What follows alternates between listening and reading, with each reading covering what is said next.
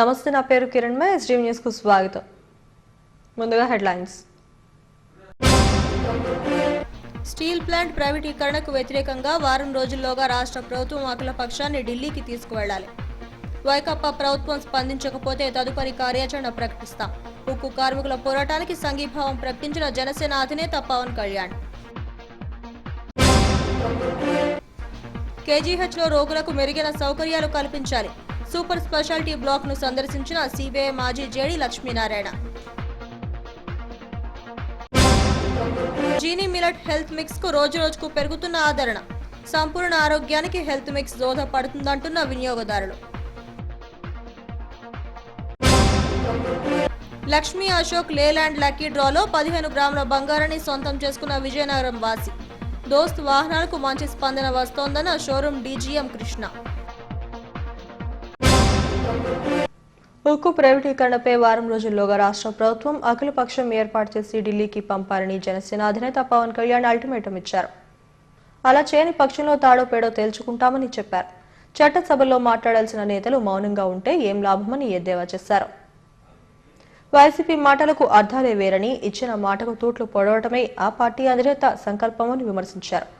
Steel plant ప్రైవేటీకరణకు వ్యతిరేకంగా పోరాడతామని YCP ప్రభుత్వం ప్రకటించాలని ఆయన డిమాండ్ చేశారు.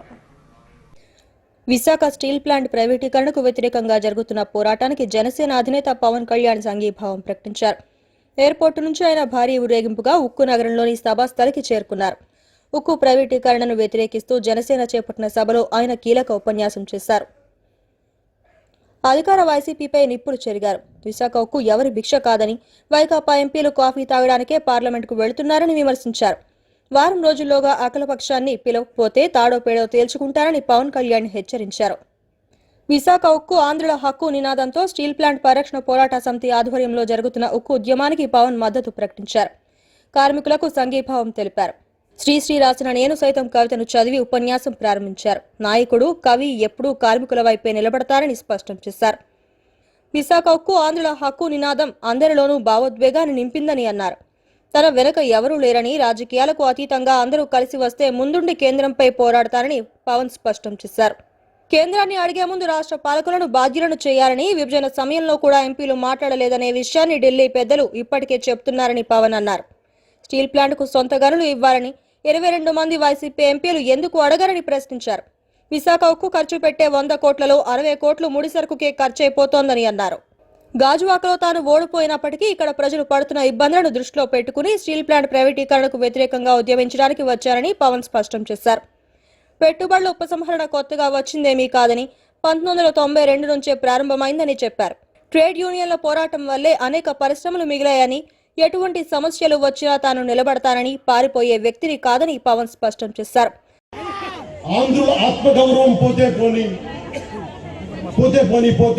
మా వైసీపీకి మాత్రం డబ్బులు రాని కాంటాక్ట్ రాని జనం మటుకు పోతే పోని.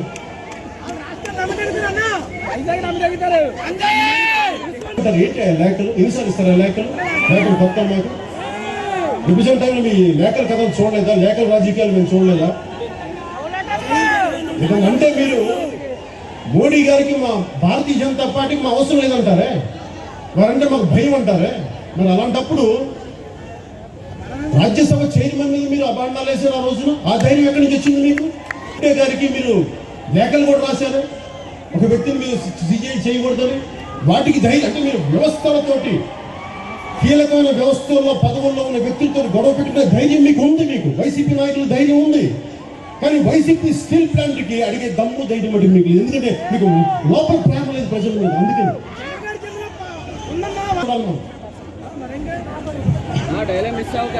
ఫిబ్రవరి 6 నుంచి సెప్టెంబర్ 12 దాకా వాళ్ళు చేసిన లిస్టు తీస్తే, మేము స్టీల్ ప్లాంట్ కోసం లేఖలు రాశాం.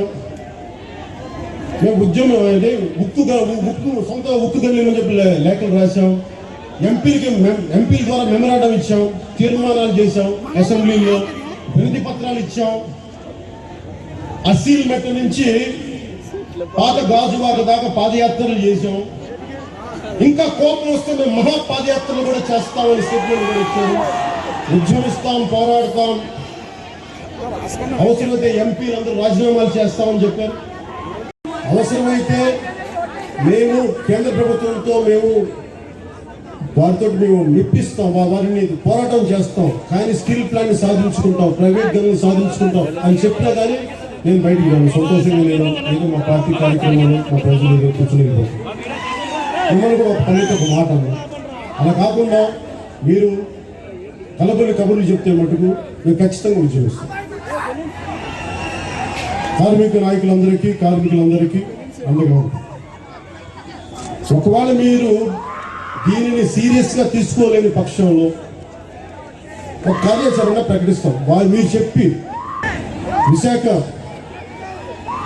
ఉక్కు కర్మాగారం సంబంధించి పెద్దలందరూ కూర్చొని మీరు కార్యాచరణ ప్రకటించండి.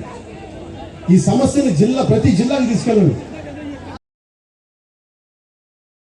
జనసేన గాజువాక ఇన్ఛార్జ్ కోన తాతారావు అధ్యక్షతన జరిగిన కార్యక్రమంలో ఉక్కు పరిరక్షణ పోరాట కమిటీ నాయకులు నరసింగరావు, ఆదినారాయణ, మంత్రి రాజశేఖర్, అయోధ్యరాం, జనసేన నాయకులు టి శివశంకర్, నాదెండ్ల మనోహర్ తదితరులు పాల్గొన్నారు.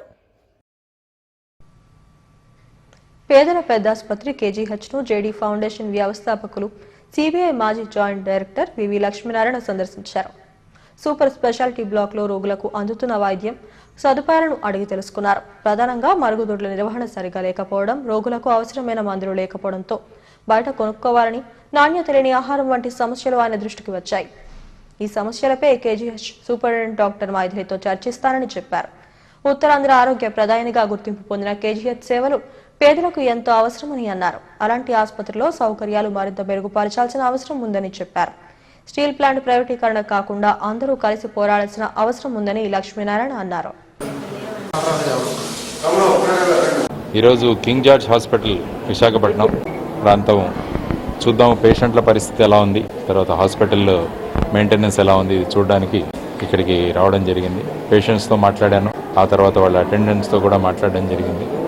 ఎక్కడెక్కడి నుంచో వచ్చారు. బస్తర్ నుంచి, దంతెవాడ జిల్లా నుంచి, ఛత్తీస్గఢ్ నుంచి కూడా ఒక అమ్మాయి వచ్చింది. తర్వాత నందిని పూజారి అని, వాళ్ళతో మాట్లాడాను. తర్వాత ముఖ్యంగా వీళ్ళు అంటున్న సమస్యలు ఏంటంటే చాలా టాబ్లెట్స్ ఏవైతే ఉన్నాయో, మెడిసిన్స్ ఏవి రాస్తున్నాయో అవి ఇక్కడ దొరకడం లేదు, కాబట్టి అవి బయట నుంచి మేము కొనుక్కోవాల్సి వస్తుంది.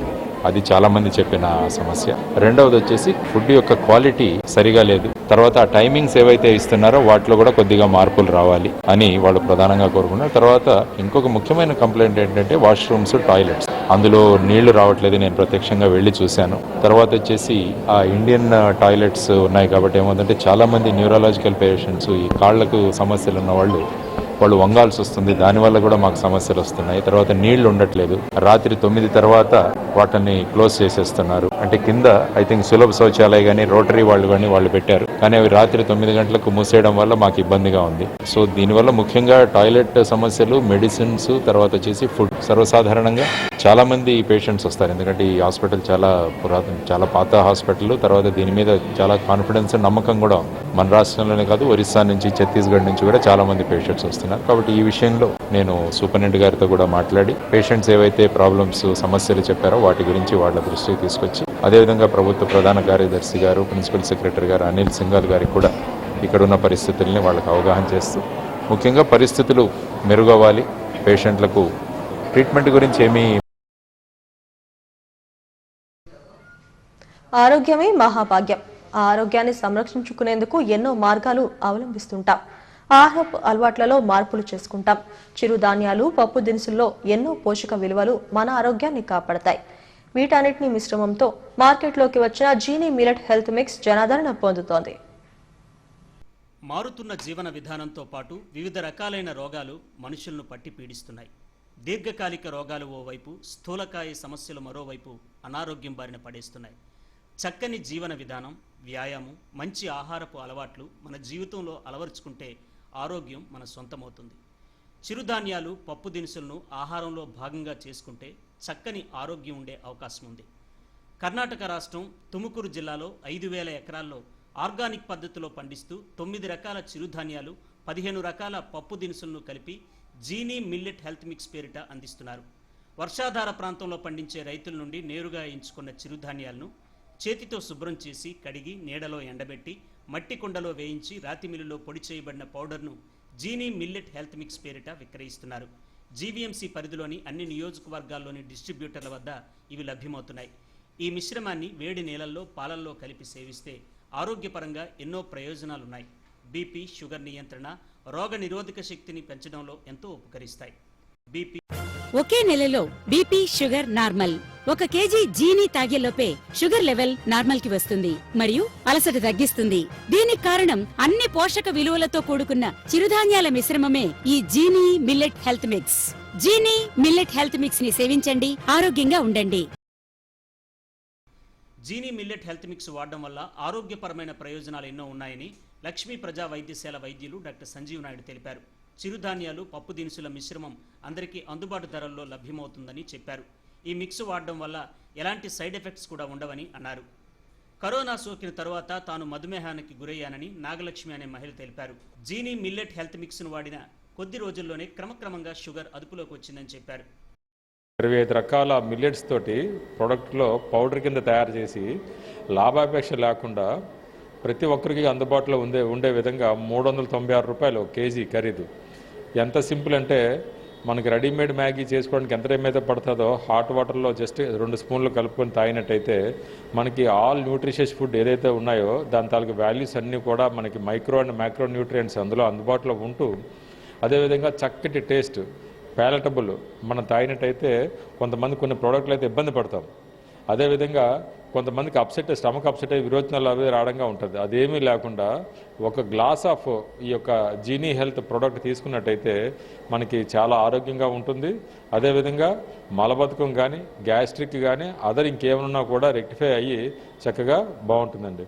ఉదయం ఒకసారి, సాయంత్రం ఒకసారి మనం తీసుకొని మధ్యాహ్నం పూట రొటీన్ భోజనం తీసుకున్న ఈ 2 తీసుకున్న ఉదయం రాత్రి తీసుకున్నట్టయితే మనం ఆరోగ్యంగా మనం కాపాడుకోవడానికి అవుతుంది. అదేవిధంగా మనకి ఈజీలీ ప్రిపేరబుల్. మనం ఎక్కడైనా ఆఫీస్లో కానీ ఎక్కడైనా ఉంచుకున్నట్టయితే మనం చక్కగా తయారు చేసుకొని మనం వాడగలుగుతాం. ఈ తయారీ ప్రిపరేషన్ కూడా వాళ్ళు ఈ యొక్క అన్ని రకాలు కూడా సేకరించి కొండ పాత్రలో ఏదైతే ఉందో కొండ పాత్రలో దాన్ని వేపించి పౌడర్ చేసి శాస్త్రీయ పద్ధతిలో దాన్ని తయారు చేసి మన చక్కటి అందుబాటులో పెట్టారండి. ఇందులో సైడ్ ఎఫెక్ట్స్ ఏమీ లేవండి. ముందే అన్నాను మీకు, ఈ ప్రోడక్ట్ తయారు చేయడం ఈజీ, తాగిన తర్వాత ఏ అడల్ట్రేషన్ ఏమీ లేదని నేచురల్ పద్ధతిలో పెట్టారు. ఇది నాకు కరోనా వచ్చి తగ్గిందండి. ఆ తర్వాత షుగర్ వచ్చింది, 320 ఉందండి. ఒక న్యూస్లో చూశానండి జీని వాడితే మంచిదని. అప్పుడు రెడ్డి గారు అనండి ఇక్కడ డిస్ట్రిబ్యూటర్ ఉన్నారండి, ఆయనకు కాల్ చేశానండి. ఆయన ఒక ప్యాకెట్ తెచ్చి ఇచ్చారండి. అది వాడిన తర్వాత టెస్ట్కి వెళ్ళానండి. ఆ టెస్ట్కి వెళ్ళిన తర్వాత 270 ఉందండి. తర్వాత మళ్ళీ టెస్ట్ చేయించుకున్నాక 220 ఉందండి. ప్రస్తుతానికి ఇప్పుడు 150 ఉందండి. షుగర్ బాగా తగ్గిందండి. తయారు చేసుకునే విధానం అంటేనండి జీని పౌడర్ 1 స్పూన్నర 1 పావు లీటర్ నీటిలో బాగా అది ఒక 10 నిమిషాలు బాయిల్ చేసుకుని తాగేయడం. అది తాగిన తర్వాత బాగా నీరసం ఉంటుందండి. బాగా నీరసం తగ్గింది. కొంచెము టెన్షన్ లాగా కూడా ఉంటుందండి, భయం కూడా లేదు, బాగుంది.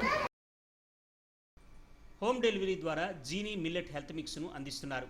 మార్కెట్లోకి వచ్చిన కొద్ది రోజుల్లోనే ఈ మిక్స్ను కొనుగోలు చేసే వినియోగదారుల సంఖ్య పెరిగింది. మరింత సమాచారం కోసం కస్టమర్ కేర్ నెంబర్ 814745225354లను సంప్రదించాలని కంపెనీ ప్రతినిధి లక్ష్మీనారాయణ రెడ్డి తెలిపారు. ప్రముఖ ఆటోమొబైల్ సంస్థ లక్ష్మీ అశోక్ లేలాండ్ సంస్థ దసరా సందర్భంగా నిర్వహించిన 2వ లక్కీ డ్రాలో లక్కీ కస్టమర్ను ప్రకటించారు. విజయనగరం జిల్లాకు చెందిన సామంతుల రమేష్ ఈ డ్రాలో 15 గ్రాముల గోల్డ్ కాయిన్ ను సొంతం చేసుకున్నారు. దసరా ఉత్సవాలను పురస్కరించుకుని దోస్త్ వాహనాల కొనుగోలుపై బంపర్ బహుమతుల పండుగ నిర్వహించింది. దీంట్లో భాగంగా 2వ లక్కీ డ్రాను బిర్లా జంక్షన్లోని లక్ష్మీ అశోక్ లేలాండ్ షోరూంలోని నిర్వహించారు. కస్టమర్తోనే డ్రా తీయించారు. విజయనగరం జిల్లాకు చెందిన సామంతుల రమేష్ లక్కీ కస్టమర్ గా ఎంపికై 15 గ్రాముల బంగారు కాయిన్ ను సొంతం చేసుకున్నారు.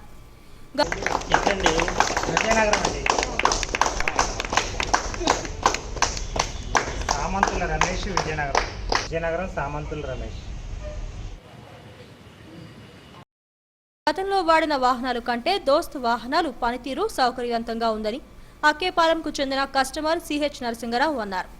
ఇప్పటి వరకు దోస్త్ వాహనాలు కొనుగోలు చేసిన వారికి ఖచ్చితమైన బహుమతులతో పాటు లక్కీ కస్టమర్ కు గోల్డ్ కాయిన్లను బంపర్ బహుమతులుగా అందించామని Lakshmi Ashok Leyland deputy GM Krishna తెలిపారు.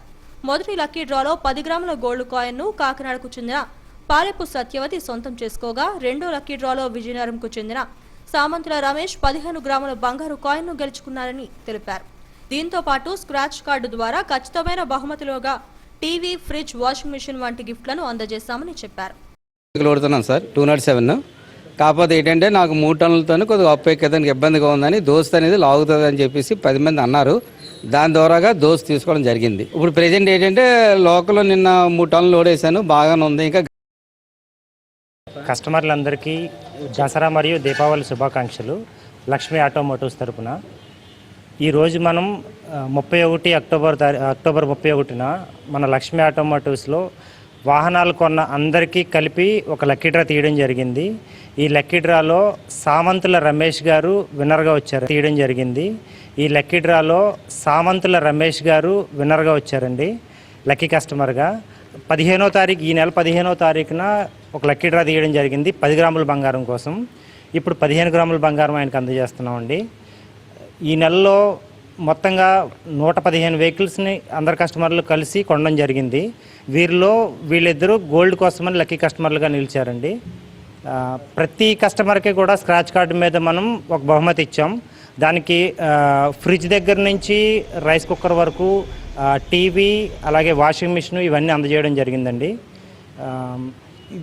ఈ దసరా మంత్ సందర్భంగా వెహికల్స్ అన్నీ కొని మమ్మల్ని అలాగే వాళ్ళు ఆనందంగా ఉన్నందుకు మేము చాలా సంతోషపడుతున్నాం సార్.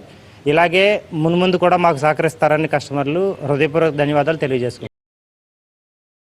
దోస్త్ వాహన శ్రేణి ఎన్నో విశిష్టతలు కలిగి ఉండడంతో వినియోగదారులు ఈ వాహనాలు కొనుగోలు చేసేందుకు ఆసక్తి చూపిస్తున్నారు. ఈ కార్యక్రమంలో కస్టమర్లు, సిబ్బంది పాల్గొన్నారు. గోవును జాతీయ ప్రాణిగా ప్రకటించాలన్న టీటీడీ సంకల్పాన్ని కేంద్రం త్వరలో ప్రకటిస్తుందని యోగా గురువు రామ్దేవ్ బాబా ధీమా వ్యక్తం చేశారు. తిరుమల వచ్చిన ఆయన శ్రీవారిని దర్శించుకున్నారు. అధికారులు దగ్గరుండి దర్శన ఏర్పాట్లను చేశారు. ఆలయ ప్రాంగణంలో ఆయన మీడియాతో మాట్లాడారు. తిరుమల శ్రీవారి సేవలో పాల్గొనడం తనకెంతో ఆనందంగా ఉందని రామ్దేవ్ బాబా చెప్పారు. మొదటిసారిగా తిరుమల శ్రీవారిని దర్శించుకున్నట్లు చెప్పారు. కేంద్ర ప్రభుత్వం గోమాతను జాతీయ ప్రాణిగా ఖచ్చితంగా ప్రకటిస్తుందని అన్నారు. जो एक आध्यात्मिक ऐश्वर्य है, आध्यात्मिक जो दिव्यता है, उसको देख करके मन अत्यंत प्रफुल्लित है. और भगवान का दर्शन, यहाँ का मंदिर का प्रबंधन, चारों ओर स्वच्छता और प्रकृति और परमेश्वर का आशीर्वाद, यहाँ आकर के ऐसा लगता है कि धरती का वैकुंठ बोलो, स्वर्ग बोलो, मोक्ष बोलो, वो भगवान का साक्षात विग्रह वो यहाँ पर है. और जिस प्रकार से धर्म, अध्यात्म और सांस्कृतिक उत्थान के लिए, गौ माता के संरक्षण संवर्धन के लिए YSR जगन मोहन रेड्डी जी पुरुषार्थ कर रहे हैं, उसके लिए भी मेरा बहुत बहुत आशीष है. पहली बार आया, अभी शाम को दर्शन हुआ, कभी प्रभात के दर्शन के लिए भी जरूर आऊँगा. मैंने बहुत सुना था, लेकिन आकर के बहुत ही अभिभूत. गौ माता को भारत का राष्ट्रीय पशु, वो तो हम उसको भगवान मानते हैं, दैवी शक्ति मानते हैं, गौ माँ को माँ कहते हैं, तो उसको राष्ट्रीय पशु होना ही चाहिए. और उसका फर्स्ट इनिशिएटिव वो तिरुमला तिरुपति देवस्थानम ने लिया है. ये कार्य यशस्वी होना ही चाहिए और होगा ही, ऐसा मुझे विश्वास है. अभी सेंट्रल गवर्नमेंट रिक्वेस्ट कर విశాఖ జిల్లా మాడుగుల మండలం జంపెన గ్రామంలో 2 రోజుల క్రితం జరిగిన అనుమానాస్పద మృతి కేసును పోలీసులు ఛేదించారు. Anakapalli sub division DSP B Sunil Kumar case వివరాలను మీడియాకు వెల్లడించారు. జంపెన గ్రామంలో కోన రవి, పిచ్చటి ఉపేంద్ర బాబులు స్నేహితులు. ధాన్యం మార్పిడి యంత్రం కొనుగోలు చేసేందుకు వీరిద్దరూ నిర్ణయించుకున్నారు. తన వాటా డబ్బు కోన రవి ఉపేంద్ర బాబుకి ఇచ్చాడు. కానీ ఉపేంద్ర తన డబ్బులు కలపకుండా కాలయాపన చేస్తాడు. దీంతో రవి తన వాటా డబ్బులు తనకిచ్చేయాలని గత కొద్ది రోజులుగా ఒత్తిడి తెచ్చాడు. ఈ నేపథ్యంలో ఇద్దరి మధ్య గొడవలు జరుగుతున్నాయి. గ్రామ శివార్లోని ఫకీర్ చెరువు వద్ద ఉపేంద్ర రవికుమార్ను హత్య చేసి యాక్సిడెంట్ గా చిత్రీకరించాడు. దీనిపై దర్యాప్తు చేసిన పోలీసులు 2 రోజుల్లోనే కేసును ఛేదించారు. నిందితుడు ఉపేంద్రను అరెస్టు చేసి రిమాండ్కు తరలించామని డీఎస్పీ చెప్పారు. కింద పడ్డట్టు, తర్వాత ఉపేంద్ర మీద బైక్ పడ్డట్టు మొత్తం కూడా సీన్ క్రియేట్ చేసేసి ఉపేంద్ర అనేవాడు రవికుమార్ని కిరాతకంగా హత్య చేయడం జరిగింది.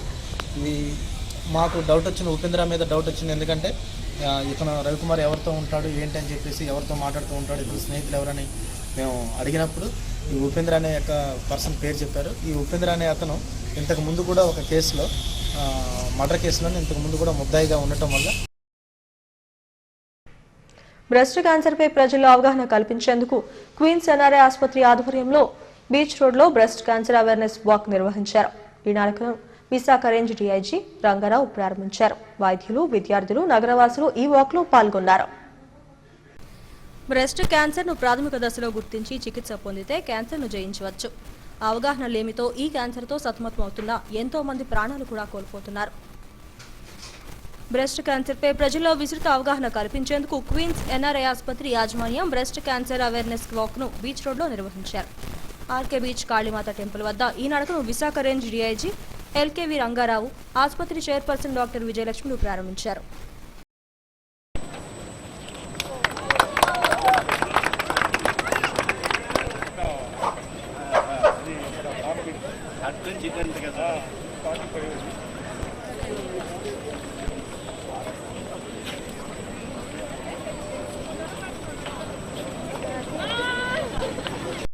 ప్రాథమిక దశలో బ్రెస్ట్ క్యాన్సర్ను గుర్తించి చికిత్స పొందాలని DIG Rangarao, queens NRI chairperson doctor విజయలక్ష్మిలు అన్నారు. సమతుల్య ఆహారం తీసుకుని అవగాహన పెంచుకోవడం ద్వారా ఇలాంటి వ్యాధుల బారిన పడకుండా కాపాడుకోగలమని తెలిపారు. 40 నుండి 70 ఏళ్ల మధ్య ఉన్న వారంతా ఎక్కువగా ఈ వ్యాధి బారిన పడతారని, తరచూ పరీక్షలు చేయించుకోవాలని సూచించారు. Raise awareness of early detection of breast cancer. For all of your information, breast cancer is the leading cause in women of advanced cancer recognition and leading cause of death in all cancer cases. So, which in India, the detection of cancer in breast is very late. That contributes to higher death rate. Whereas in US and Europe, they have regular programs of prevention and their death rate is much less and their 5-year survival rate is much longer. So bearing that in mind, I wish to raise awareness to have self-examination of the breast and inculcate very healthy lifestyle like eating healthy and doing regular exercise like walking for at least 4 days in a week and basically being peaceful and healthy. This reduces the incidence of breast cancer much lower, and when detected, the survival rate with the treatment is much improved. ముఖ్యంగా ప్రతి ఒక్క మహిళ కూడా ఈ breast cancer గురించి అవగాహన కలిగి ఉండటం, అలాగే పీరియాడికల్గా చెక్ చేసుకోవడం అన్నది ఎర్లీగా గుర్తించడానికి ఉపయోగపడుతుంది. కాబట్టి ఈ క్యాన్సర్ బారిన పడకుండా ఉండాలంటే మంచి లైఫ్ స్టైల్ ఉండాలి, సరైనటువంటి ఆహారం ఉండాలి. అలాంటి ఆహారం ఏ రకమైనటువంటి ఆహారం తీసుకున్నామనుకున్నది మొదటి నుంచి కూడా అవగాహన కలిగి ఉంటే దీన్ని పూర్తి స్థాయిలో నివారించవచ్చు. అదే ఒకవేళ పొరపాటున వ్యాధికి గురైతే ముందుగా తెలుసుకోవడానికి ఏ రకమైనటువంటి టెస్టులు చేసుకోవాలన్నది ఈ మ్యామోగ్రఫీ టెస్ట్ కానివ్వండి, లేదా సెల్ఫ్ ఎగ్జామినేషన్ అని ఉంటుంది. సెల్ఫ్ ఎగ్జామినేషన్ గురించి కూడా అవగాహన కలిగి ఉంటే వాళ్ళు వీలైనంత త్వరగా దాన్ని గుర్తించడానికి అవకాశం ఉంటుంది. కాబట్టి ఈ అవగాహనలో భాగంగా ఈరోజు ఈ రన్ అండ్ వాక్ నిర్వహించడం జరుగుతుంది. ఈ ఎన్ఆర్ఐ హాస్పిటల్ యాజమాన్యానికి ఈ సందర్భంగా అభినందనలు తెలియజేస్తారు. బ్రెస్ట్ క్యాన్సర్ అవేర్నెస్ వాక్ ద్వారా ప్రజలకు అవగాహన కల్పించారు. ఈ కార్యక్రమంలో ఆసుపత్రి managing director doctor Chalasani Shailesh, CEO T Chandramouleeswararao తదితరులు పాల్గొన్నారు.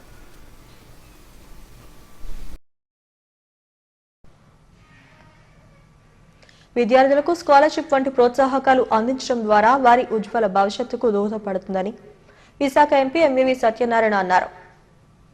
L Angel international volunteer association, rotary Visakha valley సంయుక్తంగా నిర్వహించిన ఉపకార వేతనాల పంపిణీ కార్యక్రమానికి ఆయన ముఖ్య అతిథిగా హాజరయ్యారు.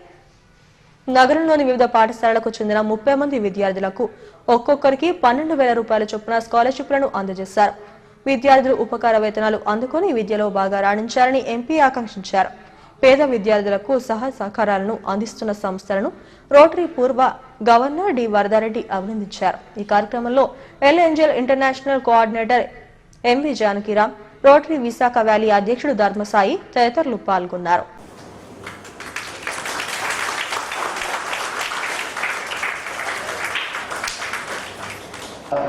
ప్రెసిడెంట్ గారికి, రోటరీ క్లబ్ ఇతర కార్యవర్గ సభ్యులు, మెంబర్స్ అందరికీ కూడా ఈ కార్యక్రమం ద్వారా ఇంత మంచి పని చేసినందుకు అందరికీ కూడా నేను ధన్యవాదాలు తెలియజేస్తున్నాను. ఎందుకంటే ఈవేళ మన సమాజంలో పిల్లలకి ఎంత ప్రాముఖ్యత ఉందో మనకు అందరికీ తెలిసిన విషయమే. వారిని స్కాలర్షిప్ ద్వారా కానీ ఇతర కార్యక్రమాల ద్వారా కానీ వాళ్ళకి ఒక మన ప్రోత్సాహం కల్పించి వాళ్ళని ఎంకరేజ్ చేసి వాళ్ళ భవిష్యత్తులో చదువుల దిశగా కానీ, స్పోర్ట్స్ దిశగా కానీ, ఇతర కార్యక్రమాల దిశగా కానీ వాళ్ళు ముందుకెళ్ళేదానికి వాళ్ళకు ఒక మంచి ప్రోత్సాహం కల్పించడం వలన వాళ్ళ భవిష్యత్తులో మనం బాగా చదువుకోవాలి, మనం లేదా మంచి స్పోర్ట్స్లో కానీ ఇతర కార్యక్రమాల్లో కానీ ముందుండాలని ఒక మంచి ఆలోచన వాళ్ళకి కలుగుతుంది.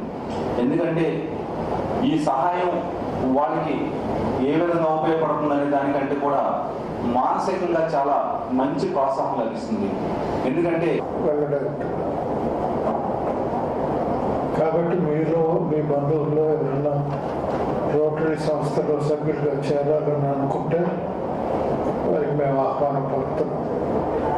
ఇది కాకపోతే విద్యార్థి దశలో ఉన్నటువంటి పిల్లలు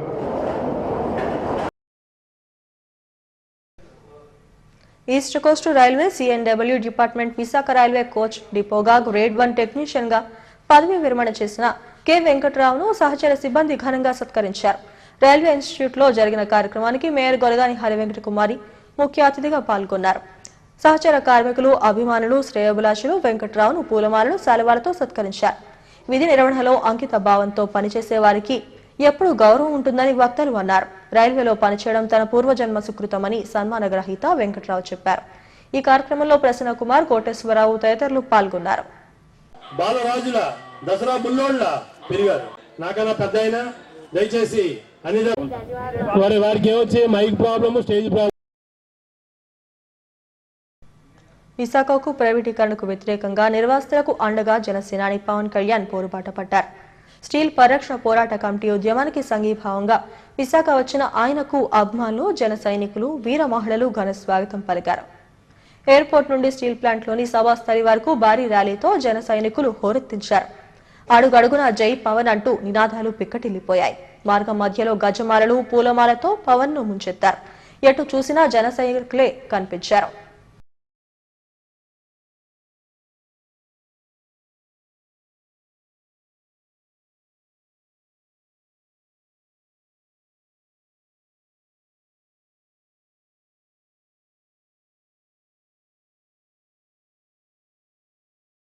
టీటీడీ ధర్మకర్తల మండలి ఎక్స్ అఫీషియో సభ్యులుగా రాష్ట్ర దేవాదాయ శాఖ కమిషనర్ హరి జవహర్లాల్ ప్రమాణ స్వీకారం చేశారు. తిరుపతి జేఈఓ సదాభార్గవి హరి జవహర్లాల్తో ప్రమాణం చేయించారు. అనంతరం కుటుంబ సభ్యులతో కలిసి శ్రీవారి సేవలో పాల్గొన్నారు. రంగనాయక మండపంలో వేద ఆశీర్వచనం చేశారు.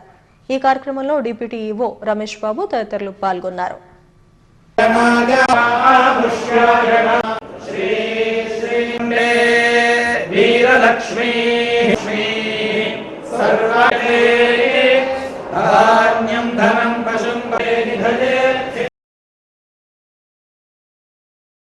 హెడ్లైన్స్ మరోసారి. స్టీల్ ప్లాంట్ ప్రైవేటీకరణకు వ్యతిరేకంగా వారం రోజుల్లోగా రాష్ట్ర ప్రభుత్వం అఖిల పక్షాన్ని ఢిల్లీకి తీసుకువెళ్లాలి. వైకాపా ప్రభుత్వం స్పందించకపోతే తదుపరి కార్యాచరణ ప్రకటిస్తాం. ఉక్కు కార్మికుల పోరాటానికి సంఘీభావం ప్రకటించిన జనసేన అధినేత పవన్ కళ్యాణ్.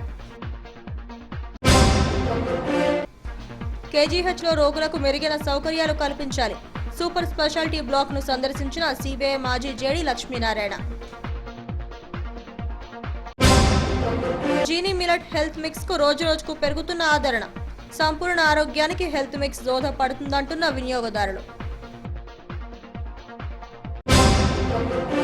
లక్ష్మీ అశోక్ లేలాండ్ లక్కీ డ్రాలో 15 గ్రాముల బంగారాన్ని సొంతం చేసుకున్న విజయనగరం వాసి.